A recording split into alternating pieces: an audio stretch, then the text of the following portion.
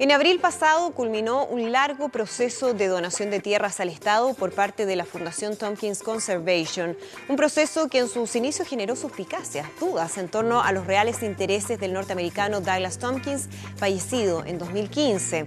Sobre la figura del empresario, su legado, el conservacionismo y otros temas conversamos con Carolina Morgado, directora ejecutiva de la Fundación. Vamos a revisar esa conversación. Estamos en esta edición de Mundo Plus Vanguardia con Carolina Morgado, directora ejecutiva de Tompkins Conservation, la fundación de Douglas Tompkins. Carolina, muchísimas gracias por acompañarnos para hablar de lo que está pasando con la fundación, los planes de conservación. Pero quiero partir preguntándote con el hecho de la muerte de Douglas Tompkins, de cómo eso impacta a la fundación y cómo la fundación se reestructura o redefine sus lineamientos a partir de esa muerte que ocurrió ya hace más de 3 años. Sí, bueno, Andrea, muchas gracias por la invitación. Bueno, efectivamente la muerte de Douglas fue de tremendo impacto para nosotros, un hombre joven, nuestro líder. Pero decir que Douglas y Christine siempre trabajaron juntos con su señora.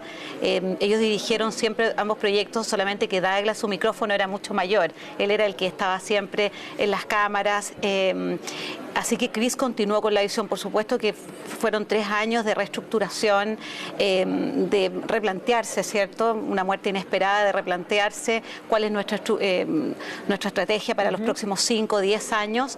Y lo que hicimos primeramente fue una estrategia a 5 años que ya renovamos por otros 5 años. Ya he pasado el tiempo, pasado el luto, pasado un tremendo dolor.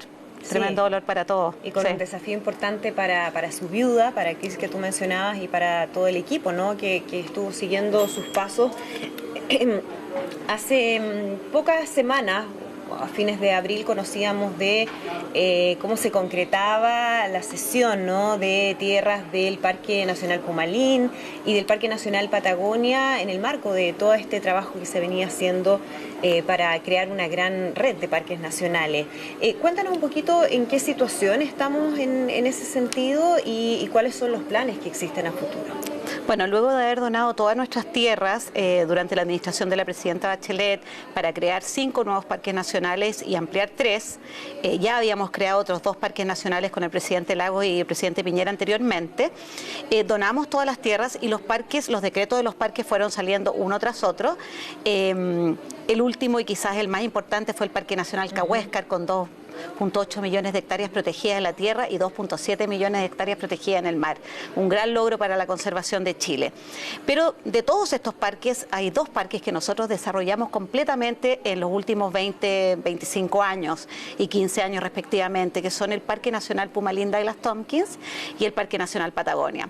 Estos parques fueron los que entregamos el 30 de abril para la administración de CONAF. Mira, si te lo podría ejemplificar, fue un año de duro trabajo, como estar preparando la gran entrega de unos hijos que se iban con todo. Nosotros donamos los parques con toda la infraestructura desarrollada, con las casas amobladas, con los hoteles equipados y con todo el equipo necesario para que CONAF pueda continuar esta labor. Eso es importante, Carolina, sí, porque cuando uno piensa, ¿no?, en la cesión que se da en esta donación para el Estado chileno, entiendo la mayor donación privada de tierra de la historia en nuestro país, uno piensa únicamente en la tierra, ¿no?, en el territorio, pero como tú decías, esto fue una cesión completa, hasta la última sábana de la hotelería, todo. Eso, ¿cómo se administra a partir de esa cesión? ¿Queda en manos de bienes nacionales? ¿Queda en manos de CONAF? ¿Cómo sigue funcionando eso? Todos los bienes inmuebles, es decir, todas las tierras con todas las edificaciones son donadas a bienes nacionales, que es el que vela por el patrimonio público. Pero luego, cuando los parques nacionales se crean, es bienes nacionales quien entrega inmediatamente la administración a CONAF. Por lo tanto, lo que estamos donando directamente a la CONAF es lo más operativo. Los hoteles equipados para que ellos puedan a su vez concesionarlos para una administración. De hecho, el proceso está sucediendo ahora mismo, y distintos tipos de equipamiento para que puedan continuar con la labor que hemos estado haciendo, que además un nivel de mantención bien perfeccionistas, claro, por decirlo de alguna manera, los parques de alto nivel. Son parques de primer nivel.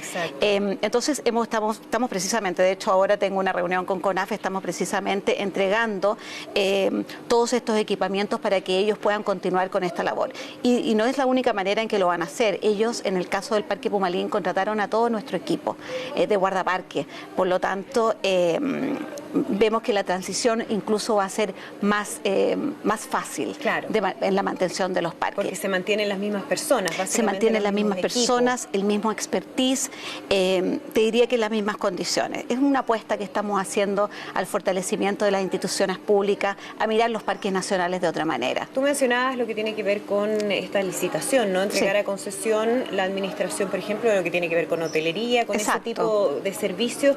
¿Existe preocupación de que esos privados que ingresan lo hagan teniendo en cuenta cuál era el objetivo inicial y sigue siendo, por supuesto, de la fundación, de Douglas Tompkins, de Chris, en el fondo que no se pierda la misión respecto a esto? Bueno, como te decía, cuando donamos estos parques también esperamos contribuir a que los contratos de concesión, que en todo caso corresponden siempre al menos del 1% del territorio de un parque, que son la infraestructura de acceso público turística, esperamos que esos contratos de concesión también estén a la vanguardia. Y ojalá el empresario que escoja CONAF para llevar a cabo la tarea de administrar estos hoteles, estos restaurantes, tenga en su mirada no solamente el negocio turístico, sino que la conservación de ese parque, que se desarrolle un turismo de conservación. Para nosotros eso es muy importante. Ahora, cuando hablamos de este tremendo desafío de crear esta red o la ruta de los parques nacionales, ¿no? ¿Implicaría 2.800 kilómetros, si no me equivoco? Mira, la ruta de los parques es una visión que nosotros llevamos muchos años. De hecho, Douglas lo lanzó en octubre del año 2015, justo un poco antes de morir. Es una visión del territorio de la Gran Patagonia. Es una visión entre Puerto Mónica o de Hornos de posicionar a Chile no solamente como el país extractivista que todos conocemos, sino que un país que está a la vanguardia de la conservación. Ahí se encuentran 17 parques nacionales, pero también se concentra el 91% del territorio protegido bajo Parque Nacional en Chile. Entonces, hablamos de un territorio que tiene una vocación y donde el turismo puede jugar una gran carta para las comunidades aledañas de los parques en términos de desarrollo económico. No se pretende reemplazar las otras formas de vida, sino que aportar desde esa mirada, desde la mirada de la conservación del territorio. ¿Y cuál es el estado de ese proyecto? ¿Cuáles son los plazos también que se plantean en ese sentido? Bueno, como te digo, ese territorio siempre ha existido. Es darle un nuevo nombre, una nueva mirada. Pero te diría que lo más importante que ha sucedido... hemos embarcado a muchas instituciones chilenas, la Subsecretaría de Turismo, a Marca Chile, que han de alguna manera dado su beneplácito a esta mirada, ¿no?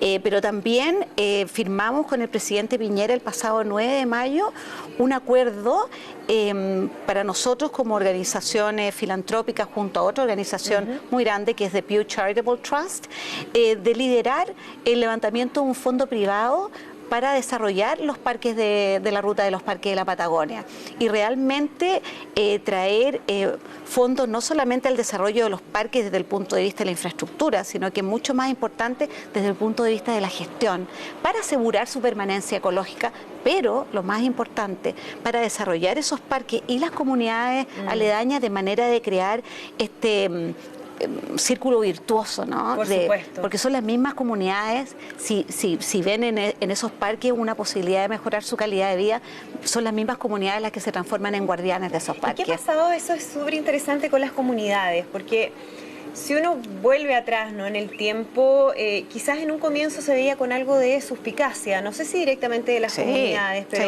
pero en algunos casos así fue lo que estaba haciendo Douglas Tompkins y la fundación en esos territorios, ¿no? ¿Cómo fue cambiando eso hasta lo que sucede el día de hoy, cuando realmente hay un reconocimiento del trabajo y lo que eso ha significado para todo el Estado chileno? Bueno, yo creo que como conclusión, el mayor reconocimiento es que cuando hoy día uno llega al Parque Nacional Pumalín, dice Parque Nacional Pumalín Douglas Tompkins, República de Chile, le da la bienvenida. Eso creo que habla por sí mismo. Y cuando la alcaldesa de Chaitén, de la ciudad más más cercana a Pumalín, dice Douglas Tompkins nos enseñó a mirar la naturaleza de otra forma. Yo creo que eso concluye un tiempo, ¿no? Que no lo sintetizan las palabras. Realmente yo creo que hay un gap ahí de comprensión de que la conservación también aporta al desarrollo, pero eso solo tú lo vas mostrando con los hechos. Y después de que hemos trabajado 20 y tantos años en Pumalín, Chaitén es un testigo de eso. Y en Cochrane va avanzando en ese sentido, igual con sus controversias, ¿no? Porque cuesta, son cambios culturales. Y los cambios culturales toman generaciones, toman tiempo, toman mucho pero tiempo. Ya estamos viendo esos resultados. Estamos viendo esos resultados, muy lindo ver eso. ¿Y qué pasa? Y te lo pregunto ya más en lo personal, Carolina, porque tú trabajas desde hace 24 años, sí. Casi 25 años, sí. ¿no? Cuando se empiezan ya a ver claramente los frutos de todo ese trabajo, que me imagino tuvo momentos difíciles. Sí. ¿Cómo lo sientes tú en lo personal?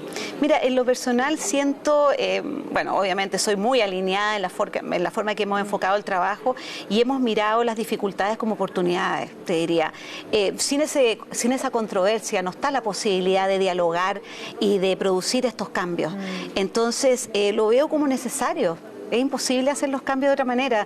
Nunca he mirado esas dificultades como que no debieran haber sucedido. Fueron totalmente necesarias para que hoy día estemos donde estamos y yo en lo personal me siento tremendamente orgullosa de todo lo que hemos logrado. Sí. Como parte de un aprendizaje también, me imagino, para todos quienes han estado involucrados en ese proyecto. Sí. Tú mencionabas el rol de los privados, sí. De lo que debiera ocurrir, ¿no? De cómo poder mejorar esa alianza público-privada en términos de mejorar la conservación en nuestro país. ¿Hay voluntad? ¿Qué es lo que se ve hasta ahora en ese sentido? Mira, yo creo que estamos en un cambio tremendo y creo que el cambio climático nos ha ayudado a todos a valorar nuestro patrimonio natural de otra manera. Hoy día los parques nacionales en cualquier parte del mundo son vistos como una estrategia necesaria para afrontar la crisis de biodiversidad y para afrontar, digamos, precisamente el cambio climático, son estos grandes pulmones. Entonces, hoy día, bueno, hay alguna que otra persona que dice que no existe el cambio climático, pero es poca. Uno bien importante. Sí, uno bien importante. Exactamente, pero en general te diría que la gente tiene otra apertura y nosotros estamos viendo en Chile, diría yo, un cambio cultural de la mirada sobre la protección de la naturaleza. Tenemos desafíos tremendos. En Chile no existe una ley de filantropía ambiental. Los chilenos no se pueden meter las manos al bolsillo para ayudar a cuidar ese patrimonio.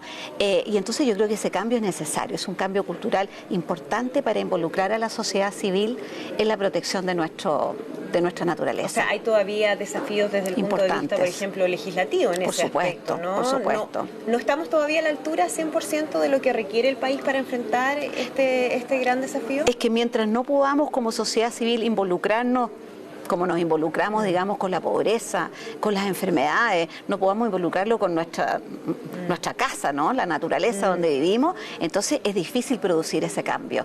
Entonces, pero hay una serie de organizaciones, amigos de los parques, que nosotros fundamos para producir este cambio cultural, que están liderando este tipo de iniciativas junto a otras organizaciones como Geute Conservación, muchas organizaciones chilenas que están muy involucradas y liderando y tratando de llevar una propuesta adelante que genere este cambio que es realmente muy simbólico y profundo. ¿Y sientes tú que hay, Carolina, una mirada distinta a los temas medioambientales, a los temas de conservación? Lo pregunto porque pareciera que hace un tiempo, cuando hablábamos de cuidado medioambiental, se pensaba así en un grupo pequeño de hippies, ¿no?, que tenían esas ideas en la cabeza. Ahora vemos en la agenda a nivel internacional que es un tema clave, que es un tema central en la agenda política de los gobiernos. ¿Sientes tú que aquí en Chile se ha tomado conciencia respecto a eso? Yo creo que sí, fíjate, yo creo que sí. Querámoslo o no, estamos a la vanguardia. Fíjate que en Chile tenemos un 21,3% protegido de la parte terrestre y tenemos un 40% de la zona exclusiva. Eso de todas maneras nos pone a la vanguardia y nos tiene que hacer mirar hacia adentro y ver cómo fortalecemos esto que hemos logrado.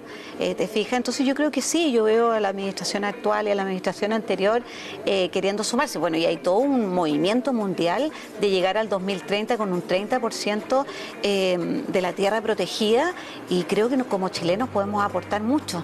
ahí, mucho. De todas maneras, Sí, eso esperamos. Carolina Morgado, muchísimas gracias por conversar con nosotros aquí en Mundo Plus Vanguardia. Muchas gracias a ti, Andrea. Que esté muy bien. Gracias.